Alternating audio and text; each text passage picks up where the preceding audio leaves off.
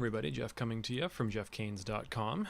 So this is the first of hopefully many videos in a tutorial process. So this is the Leah project that I've been working with, and I've always been asked, how do I come up with sounds, or how did I, make this decision or that? So I thought it'd be kind of fun that I would have the ability of doing these videos as I'm going through a project. This one I'm generally actually the keyboard player, but I've kind of stepped out on this to be kind of the mastermind, if you will. So we've already done all the recording and now we're in the mix process. So the first video is what's going to be probably the most important as we move along, and which is gain staging. So Leah, being symphonic metal, is going to have a lot of channels going on. So we have vocals and symphonic instruments. Then we have a lot of guitars, and they're generally doubled or even tripled depending on your client or your specs, kind of how big of a sound you're trying to go for. And then of course we've got the drums. So altogether, if we have everything running at 0, it's going to be a pretty loud mix. And in an analog realm, we've always been told that we want to record and mix everything as loud as possible because of our noise range, which is true.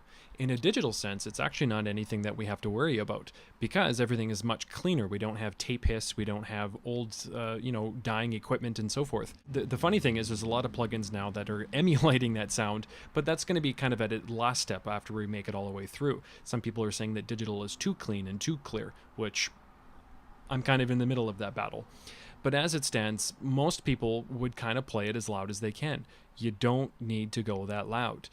My number that I kind of go with, and again, that's the fun thing with recording, is that it's very subjective, is that I generally have my levels at around -10. It's going to give me a ton of headroom as I move up. I can put compressors on there. I can do everything that I need to make it as loud to stay around the commercial audio range. And I've never run into an issue where my mix is too quiet or it doesn't work or anything like that. But what it's going to give me in the long run is a lot of room that I can make any changes or any augmentations of signal before I actually run into issues where my entire mix is peaking. The last thing we want to do is, as we've spent hours through our mix, is have the problem of it's too loud and we have no more room to play with. With this, we have tons of room that we can do whatever we need to. So the gain stage, again, I generally run around the -10, and what I'm going to do is I'm just going to kind of hit play just as it starts to pick up in the second verse here. And for those coming over from the Leah side, this will be a sneak peek because this is her new album that we're going to be doing. There are no vocals in this yet, but this is kind of the music side of it. So anyway, so let's take a listen and see what kind of happens.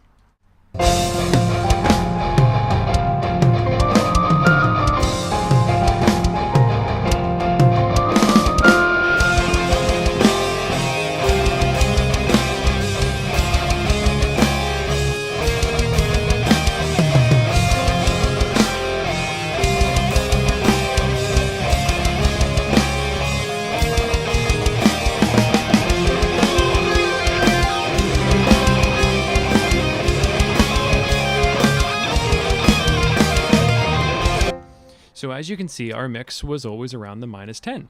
There was the odd peak that went up, but that's totally fine. And keep in mind that this is a rough mix. This isn't a finished version or anything like that, but it's definitely a good starting point to have all of our tracks together. And we actually didn't lose anything. We heard the drums, we heard the guitars, we heard the backing tracks and things like that. And it's a good start, and we'll have a really nice mix because we're not over distorting our signal and we don't have too much going on. We can always add to it, but it's a little trickier to take away from that later in the mix. So this is the first video. As exciting as it is, that is gain staging, but it's a good base for your audio cake, if you will. And with that, this is Jeff from Jeffcainesaudio.com, and we'll see you next time.